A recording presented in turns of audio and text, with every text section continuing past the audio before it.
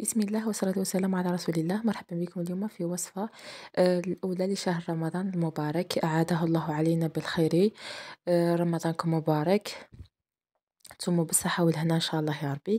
اليوم جبت لكم البوريك، كما نعرفوا البوريك نديروه بزاف في رمضان. جبت لكم واحد الوصفة سهلة وسريعة وتجي مشمخ. شغل حنا ديما والفناه يكون ناشف بزاف. انا جبت لكم تاع اليوم تاع الوصفة غادي يجيكم مشبع وما غاديش يقهمكم، وجبتها لكم كذلك صحي. هنايا عندي حبة بصل تكون كبيرة ولا جوج حبات يكونوا متوسطين، اشيتهم هما الاولى، درتهم في مقلة كبيرة ودرت زوج مغارف كبار تاع الزيت عليهم، ودرت مغرف متوسطة تاع الملح. يعني هنا توجور خصيو تقلوا الملح مع البصل تاعكم باش يخرج كامل الماء تاعه. نديروها على نار تكون متوسطة، نقلوها. بعد اللي نقلي البصلة تاعي يعني شويه مامبا 5 دقائق كيما هكا، نجيب الدجاج هذاك اللي كنت ديجا اشيته. انا اشيت صدر، يعني هنا درت انا كونتيتي كبيره. هنا التوابل اللي استعملتها، درت مغرف صغير، يعني كل التوابل درت مغرف صغيره.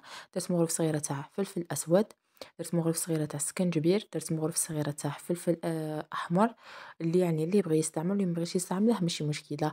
هنا انا زدت توابل الشاورما وزدت الكوري اللي يكون عنده هادو، سيرتو توابل الشاورما يعني يجو شابين، ولا توابل دجاجية اللي تكون متوفرة في الدار. وهنايا كذلك غادي ندير مغرف صغيرة تاع الثوم. يعني هادو هما توابل الشاورما راني نصور لكم فيهم، هما والكوري. ونخلو هاد الاخرى كذلك تتقلى حتى يتحمر لنا حتى تطيب لنا ديك اللحمه هكا نص طياب. ندير هنا مغرف كبيره تاع الثوم، وندير هنايا مغرف صغيره تاع الخردل اللي هو لمد بزاف الدجاج. ومن بعد اللي تقلات لنا، هنا نجيب لا كريم فريش. هنا نجيب نص كاس كبير تاع لا كريم فريش، يعني واحد 100 مليلتر تاع كريم فريش. هنا نديرها على الحشو ونطيبها لمدة دقيقتين، ولا يعني حسب ما تشرب لي هذاك الحشو تاعي يعطيه ديك البنة تاع لا كريم فريش. هنا نبدا نوجد في البريباراسيون تاعي تاع الديول.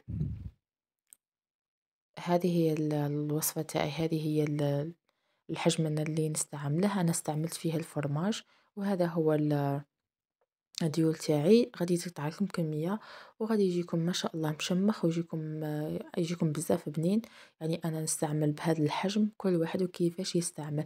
انا ما نبغيش نستعمل ورقه كامله. انا كاين اللي درتهم مثلثات وكاين اللي درتهم على هذا الشكل. دخلتهم للكوشه تاعي بعد ما دهنت السنيوه ودهنتهم هما لمده 10 دقائق من الفوق ومن تحت، وجبتهم. هذه هي النتيجه، نتمنى تكون عجبتكم ونتمنى هاد الوصفه تجربوها. سلامه.